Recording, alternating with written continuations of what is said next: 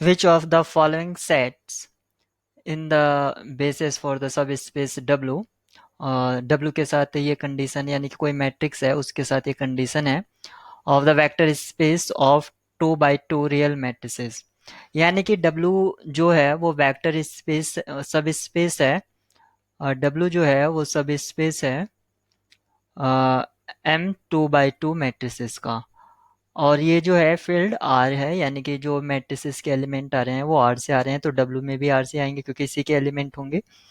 तो हमें बताना है कि कौन सा जो नीचे दिया गया है सेट वो बेसिस है डब्ल्यू के लिए। तो यहाँ पर आप देख सकते हैं डब्ल्यू जो है वो आपको जो गिवन है उसमें इस तरह के मैट्रिसेस हैं एक्स वाई जीरो टी, यानी कि यहाँ पर ये जो एंट्री है 2 1 1 पोजीशन पर, सॉरी 2 1 पोजीशन पर जो एंट्री है वो 0 है, such that x plus 2 y plus T equal to 0, और साथ ही साथ एक कंडीशन दी गई है y plus T equal to 0। तो ये एक इक्वेशन है, ये एक सेकंड इक्वेशन है।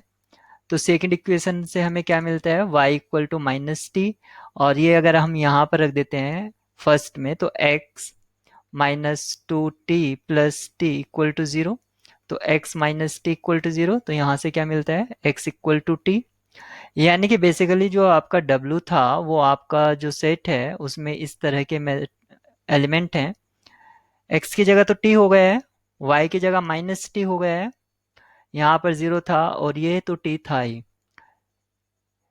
इस तरह के एलिमेंट हैं, और इसको आप इस तरह भी लिख सकते हैं अगर t आउटसाइड ले लें तो ये है 1 - 1 0 1। तो ये W है हमारा। तो आप देख सकते हैं पूरा का पूरा एंटायर W जो जनरेट हो सकता है वो इस मैट्रिक्स से हो सकता है, यानी कि इसमें एक लीनियरली इंडिपेंडेंट मैट्रिक्स है। W में बेसिस होने के लिए, W का बेसिस होने के लिए बेसिस में कौन से एलिमेंट्स आएंगे, वो मैट्रिसेस आएंगे जो लीनियरली इंडिपेंडेंट हो, साथ ही साथ एंटायर W को जनरेट कर दें।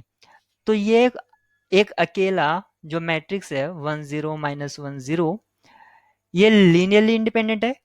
अगर हम इसको एक सेट में रख दें तो singleton set is always linearly independent. तो लीनियरली इंडिपेंडेंट है, साथ ही साथ सिंगल है, तो स्मॉलेस्ट तो है ही, ठीक है।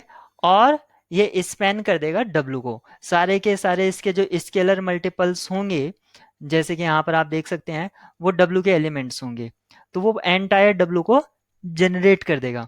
तो इसका ऑप्शन डी, यानी कि 1 - 1 0 1, ऑप्शन डी ये आपका ट्रू होगा। ये आपका नहीं होगा क्योंकि यहाँ पर 0 होना चाहिए, क्योंकि वो जो बेसिस है वो सबसेट होगा डब्ल्यू का।